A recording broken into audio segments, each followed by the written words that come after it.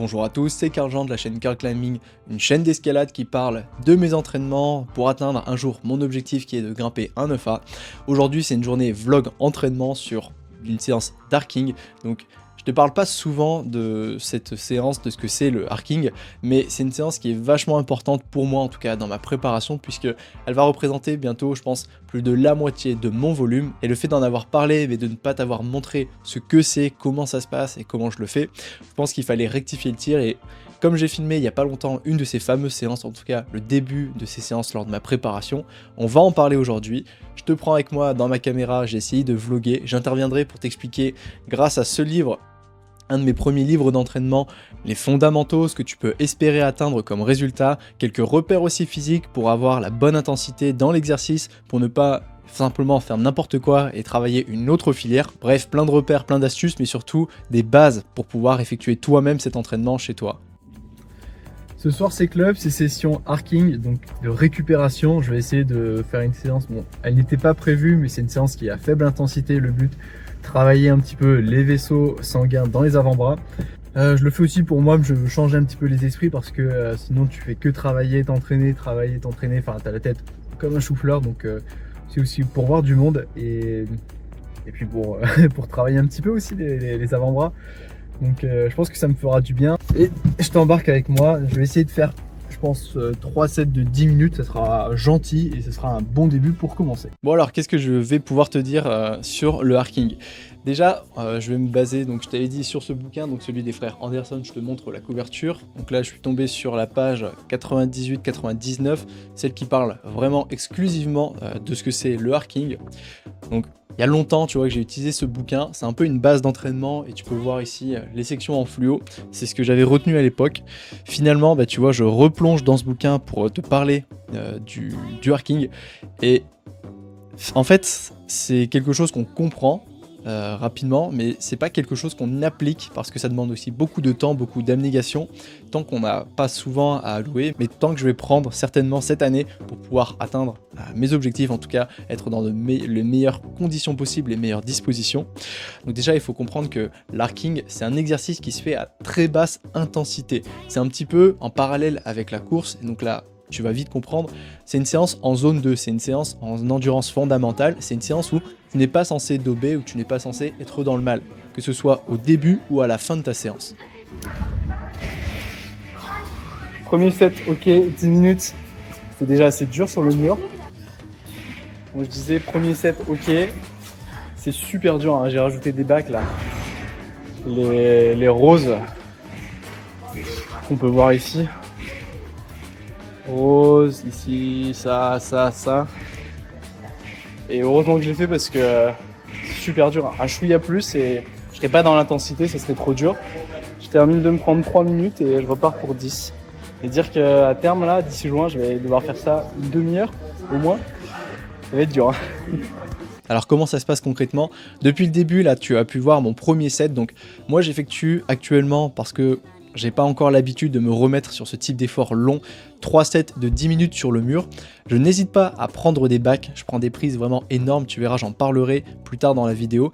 J'ai dû rajouter et j'ai même ajouté en fait personnellement des bacs, mais quand je te dis bacs, ce sont vraiment des bacs, des poignées pour pouvoir faire cet exercice, sinon l'intensité est trop élevée. Et tu vois, il n'y a pas de honte à faire ça et il faut mettre l'ego de côté. On a tendance à souvent tryhard, à souvent se donner un petit peu trop, je dirais, en escalade, contrairement à ce qu'on devrait faire pour pouvoir par exemple récupérer. Et c'est un peu la même chose en course. Lorsque tu dis à un débutant de courir tranquille son jogging, il va te le courir souvent à 160-170 BPM sans se rendre compte qu'en fait il est déjà à une allure de seuil, donc il est déjà en train de se la donner énormément.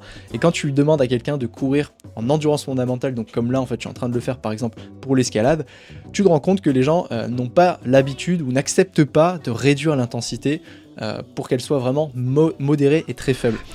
Moi, il faut savoir qu'en termes de niveau, je travaille dans le 8 et quand j'effectue ces sets d'arcing, je dois être à une intensité qui ne doit pas dépasser le 6B, tu vois. Franchement, je pense que je suis à 6B. Bon, de temps en temps, peut-être un chouïa plus 6B, 6C, mais vraiment seulement des parties de 6C, tu vois. Et je n'hésite pas à prendre des bacs pour me reposer. Et donc ça aussi, j'irai entre le 6A et le 6C, donc un niveau moyen 6B. Je pense que c'est un bon repère pour toi, comprendre à quelle intensité tu dois travailler si tu souhaites faire cet exercice. Donc là, on en arrive à la fin du deuxième set, je vais me laisser parler. Deuxième set fait. Décidément, c'est dur, trop dur. C'est un peu trop dur. Il faut que j'aille, je pense, un peu plus sur les côtés du mur, là où c'est pas déversant, parce que sinon, je tiendrai pas le dernier set. Encore 3 minutes et j'y retourne. Alors comme tu peux le voir à ma tête, je suis en légère transpiration, mais en fait ça va. Dans le dernier set, je pense que je vais aller un petit peu trop loin, mais c'est pas grave. Donc quel est l'intérêt d'utiliser ces séances, mais surtout de les ajouter dans ta base d'entraînement, surtout si tu fais de la voix. Donc là, je vais me baser directement sur le bouquin. Donc déjà, il y a 3 adaptations clés qui vont être issues de cet entraînement si tu le fais assez régulièrement. De 1, tu vas augmenter la circulation sanguine dans tes avant-bras.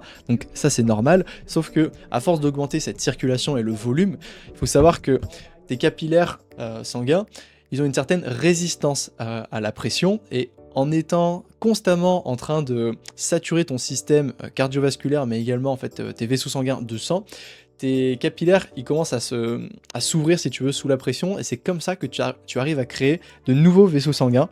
En tout cas, c'est ce dont il parle.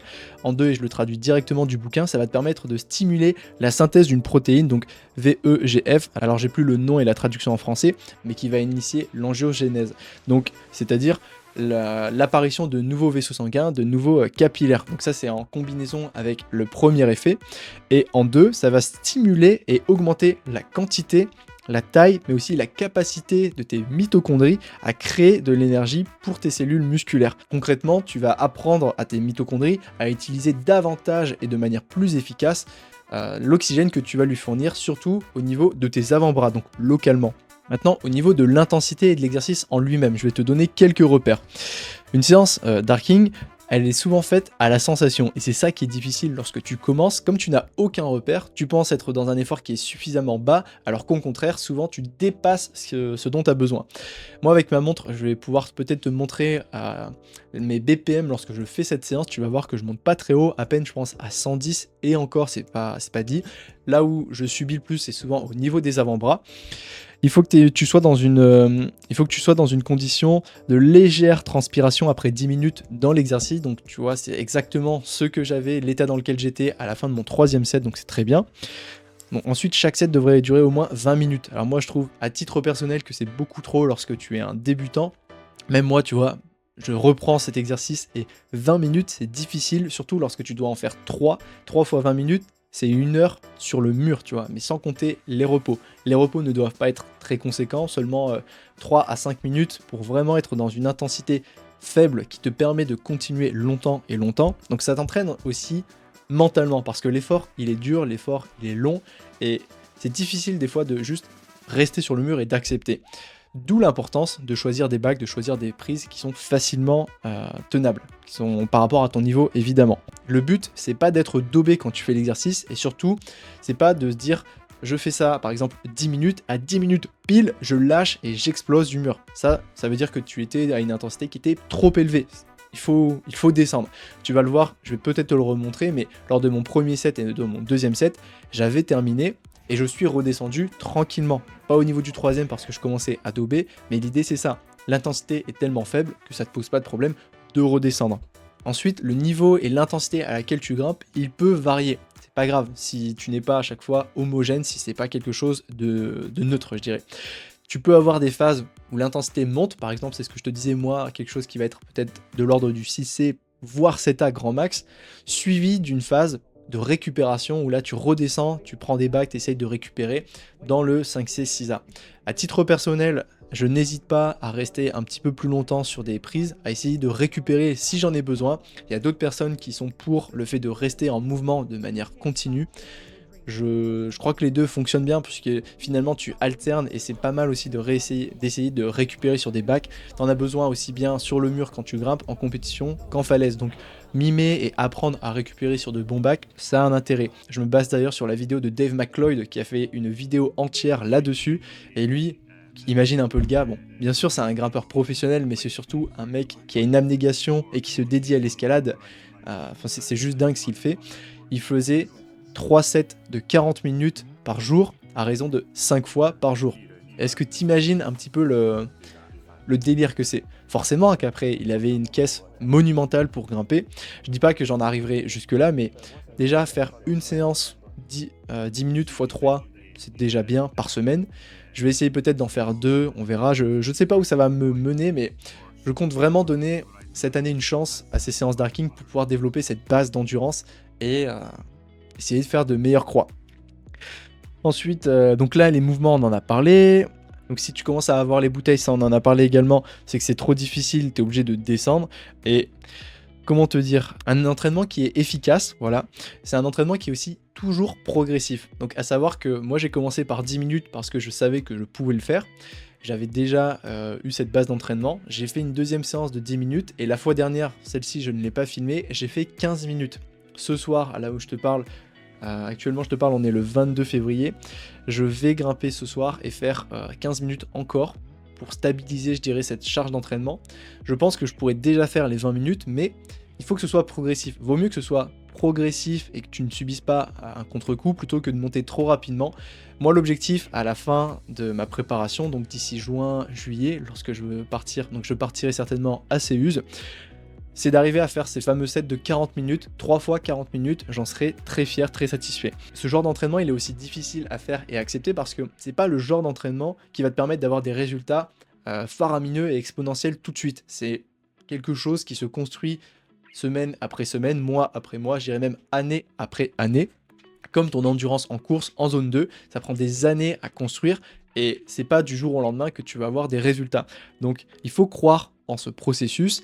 Moi, je fais le pari de croire en celui-là durant 3 mois, 4 mois, 5 mois, 6 mois, pendant les mois où je vais m'entraîner.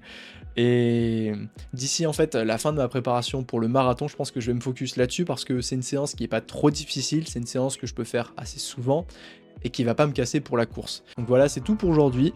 Maintenant, tu sais comment ça se passe une séance arcing. L'idéal, c'est de le faire au moins régulièrement, donc une fois par semaine, c'est bien. Il faut que la charge soit progressive, que ce ne soit pas trop difficile. Tu dois vraiment être en aisance respiratoire, tu ne dois pas dober des bras. Quand tu termines ton exercice, la sensation et le repère que je peux te donner, c'est à la fin de ton set, tu dois être capable de prendre 5 minutes à peine de repos et de faire un essai de qualité dans ton niveau max flash ou même à vue. Donc c'est un peu l'idée et c'est un peu le repère que je me donne souvent. Quand tu termines ton set, tu dois être capable de faire un essai à ton meilleur niveau en flash. Si tu ne peux pas et que tu te sens que tu es un peu trop daubé, c'est que c'était trop difficile et n'hésite pas à descendre. Dans ce genre de séance, l'ego, faut le mettre de côté et il faut accepter de réduire l'intensité. Je te laisse avec mon moi du vlog qui terminera la vidéo.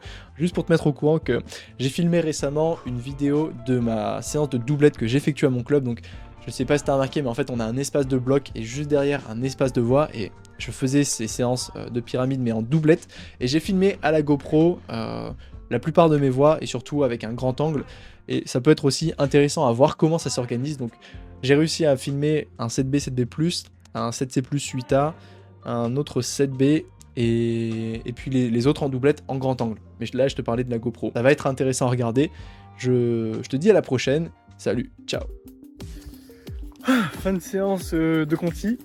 J'ai réussi à faire les 3 sets. C'était pas évident. Franchement, je suis encore en dessous du niveau, je pense, pour pouvoir y arriver. J'ai fait mes... Comment dire? Je faisais en fait les 10 minutes. Mais le problème, c'est que je forçais beaucoup trop par rapport à ce que je suis censé faire. Et ça, c'est un problème.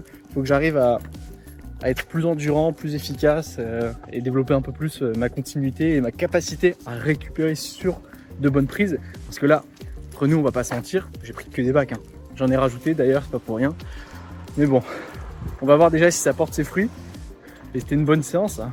C'était une bonne séance parce qu'elle n'était pas prévue, donc je suis content de l'avoir faite. Je suis content.